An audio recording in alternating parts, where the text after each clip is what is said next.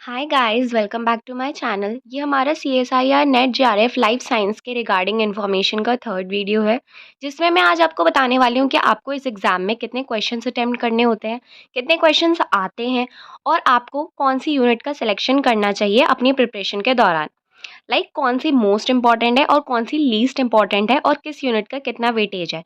इससे पहले मैंने 2 लेक्चर्स और ले रखे हैं इसी CSIR नेट JRF की इंफॉर्मेशन के regarding, so do check out.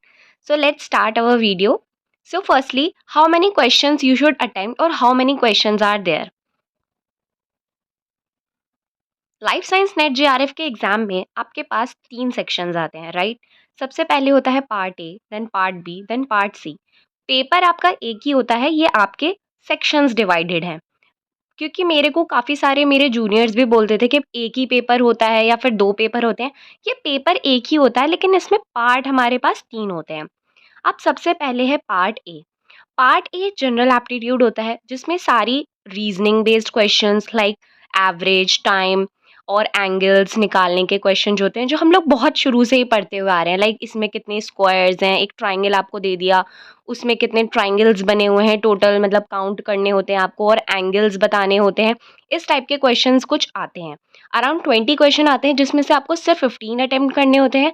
Her question के सही होने पे आपको 2 मार्क्स मिलते हैं, और वहीं अगर आप कोई गलत क्वेश्चन को अटेम्प्ट कर लेते हो तो आपके 0.5 नेगेटिव मार्किंग में कट हो जाते हैं। इसके बाद है part B and C. Part B में सारे वो क्वेश्चंस आते हैं जो हमारे सिलेबस से रिलेटेड हैं, और बी पार्ट एक ऐसा पार्ट है जिसमें डायरेक्ट क्वेश्चंस होते हैं। Direct questions in this sense, like fill in the blanks type questions, कि आपको एक स्टेटमेंट दे दिया, उसके 4 ऑप्शंस दे दिए और आपको बताना है, तो इसके लिए आपको बहुत डीप नॉलेज चाहिए होती है।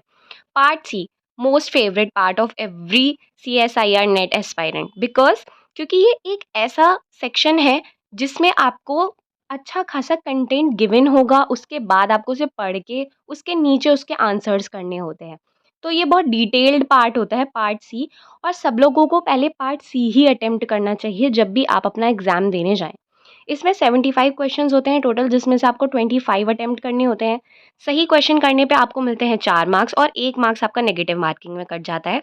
वहीं पार्ट बी में हर राइट क्वेश्चन पे आपको 2 मार्क्स मिलते हैं और 0.5 नेगेटिव मार्किंग में आपका कट हो जाता है।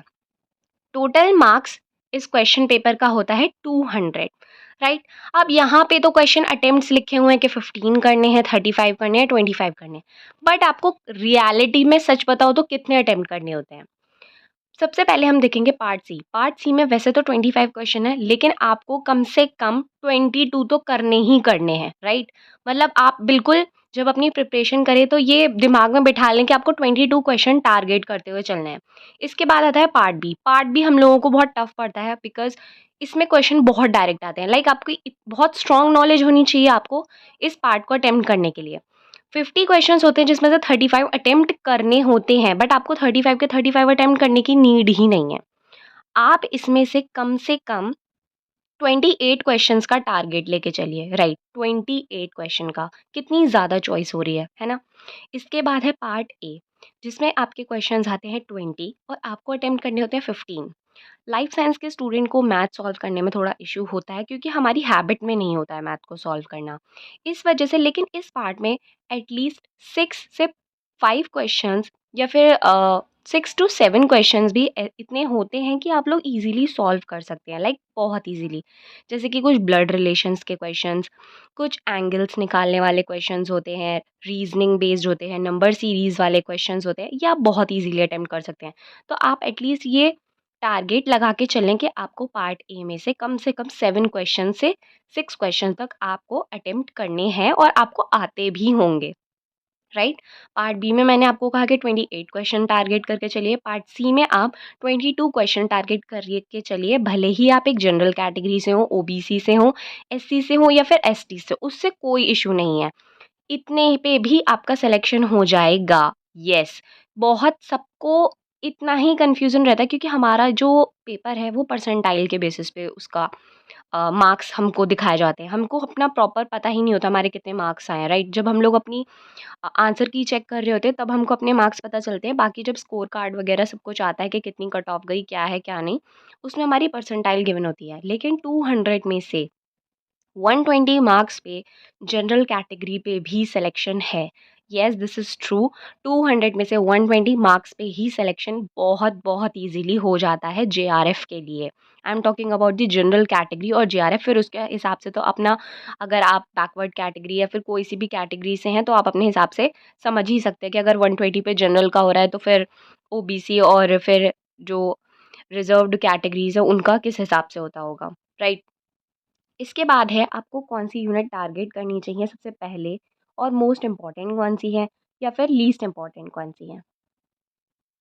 तो सबसे पहले मोस्ट इम्पोर्टेंट आपकी यूनिट है बायोकेमिस्ट्री, और ये मैंने सारी सीक्वेंस में डाली हैं कि मोस्ट इम्पोर्टेंट से लेके लीस्ट इम्पोर्टेंट तक कौन-सी यूनिट यहाँ पे है। तो सबसे पहले biochemistry, then dev bio, molecular bio, plant physiology और एनिमल फिजियोलॉजी में से आपको कोई एक सेलेक्ट करनी होती है। दैन इवोल्यूशन इकोलॉजी तो आपको करनी ही करनी है। मेथड्स इन बायोलॉजी, और इसका डिटेल वीडियो मैंने सेकंड पार्ट में डाल रखा है कि आपको कौन-सी यूनिट करनी है, कौन-सी नहीं। यहाँ पे मैंने एक छोटा-सा बना दिया है कि जिससे कि आपको most important to least important पता चल जाए। बाकी अगर आपको इस रिगार्डिंग, सिलेबस के रिगार्डिंग डिटेल्ड वीडियो जानना है तो आप मेरा सेकंड पार्ट देखिए। बाकी आपको उसमें सब कुछ मैंने क्लियर करके बता रखा है। इसका पार्ट 1 भी है कि कौन-सी एसआईआर दे सकता है, कौन नहीं दे सकता है, वो भी आप चेक कर सकते हैं। अगर आपको कोई भी डाउट है तो आप मुझे कमेंट सेक्शन में करके पूछ सकते हैं। बाकी मेरे चैनल को लाइक करें, शेयर करें, सब्सक्राइब करें। Thank you so much. Subscribe for more. Bye bye.